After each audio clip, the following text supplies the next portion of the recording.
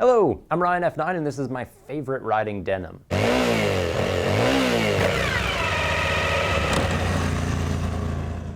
First up is going to be the cream of the crop. This is Climb's K51. Now it strikes the best balance between safety, comfort, and style, and in that sense, it's my number one pick. On the safety front, we have D3O viscoelastic padding on the knees and at the hips. Now this stuff is soft against my body, but it turns rigid against big impacts. So that's very clever, it's very safe, and it's very comfortable.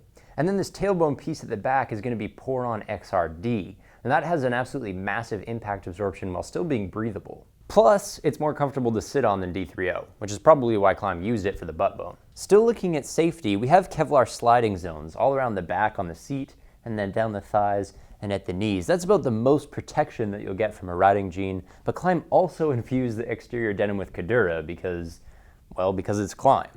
After that, it's just the mesh comfort liner, so you don't have to feel all these panels and pads. The K51 comes in light and dark blue. This is the former, and both washes have the classic whisker pattern.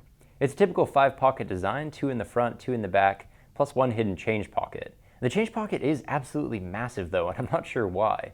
Now I'm 6'3", I wear 33-inch jeans, and this size 32 fits okay. It's spot on at the waist, but a little short at the ankle, especially in the riding position. And if I were to do it again, I'd probably get the 32 tall option.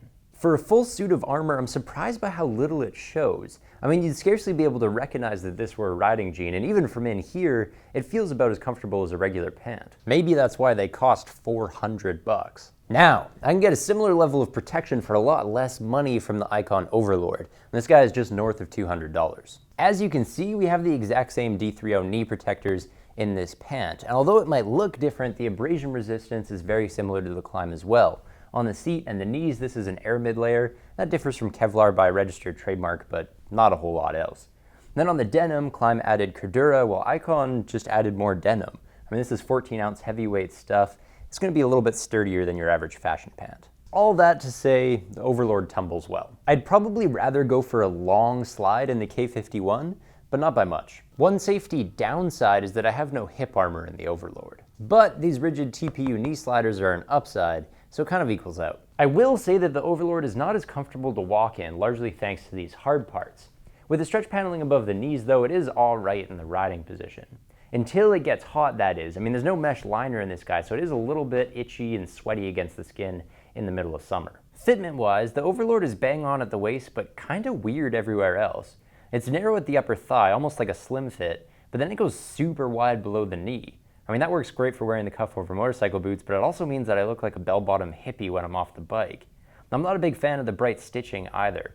Add the plastic knee sliders to the mix, and even my grandmother wouldn't mistake this for a regular pair of jeans. I hate to sound grumpy, but there are a couple more problems to mention. 1, these knee sliders might scuff up your gas tank depending on the riding position. And 2, a bunch of dye comes off this pant during the first few washes. Even when you just wear it, you might notice the bottom of your shirt turning blue. Now, the Overlord and the K51 were good safety options, but what if I care more about blending in? Scorpion thinks they have the answer, and they call it the Covert. Now of all my top picks, this one looks most like a regular pant. I mean, with this black wash version, I can even wear it with a colored shirt and call it semi-formal. The Covert jean is also the most comfortable option on my list, and the cheapest at $160. So what gives? Well, armoring.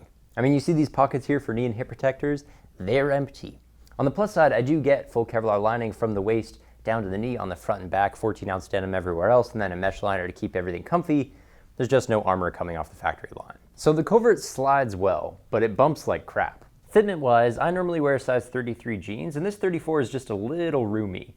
The length is a 32 inseam no matter which waist I order, and it works pretty well on my 6'3" frame. Good off the bike, and maybe a smidge short in the saddle.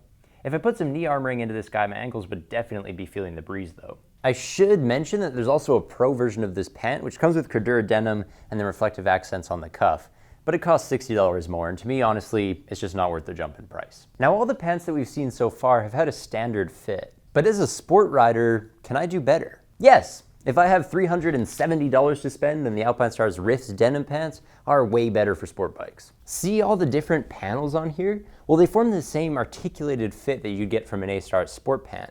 And the same goes for the pockets. I mean, they're angled and zippered like you'd get on a typical riding bottom, 2 on the front and 2 at the back. We also get a zippered air intake on each thigh, and then there's going to be accordion stretch paneling above the knee, and if we go down to the ankle, it's going to be zippered, and that helps me to get a nice tight fit over sport boots. Safety is pretty standard. I have CE approved knee and hip armor, and I have air mid panels on the seat, the hips, and the knees, and then just 13-ounce denim everywhere else. Now this is an Alpine Stars product, so you know that fitment's going to be a shot in the dark.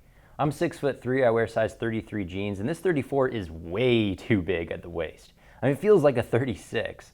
The length is fine though, both on and off the bike. My main complaint is that the knee armor is super wide, so you can definitely tell that these are riding pants. For the same reason, they're also a bit uncomfortable to walk in. If you want a similar sport cut that actually looks and feels better off the bike, then check out the Dionysia D1 Evo for $60 less. It's a good pen, but in my opinion, it's not nearly as technical or as protective as the Alpine Stars. When it comes to the actual riding of a sport bike, I'll take the A-Stars Riffs all day long. To close with a cold weather option, check out the Ikon Insulated Denim Pant. At a casual glance, there's nothing really special going on here. It's just a relaxed fit 14-ounce denim jean with some D3O knee armor and then some air mid slide protection in the knees as well. There's no air mid paneling on the seat though, which is kind of stupid. Most motorcyclists slide on their bones. Flip the pant inside out, however, and you'll see why I included it. This is a removable full-length thermal liner, and Ikon must have made it out of unicorn fur or something, because it's probably one of the softest, most comfortable liners I've ever felt.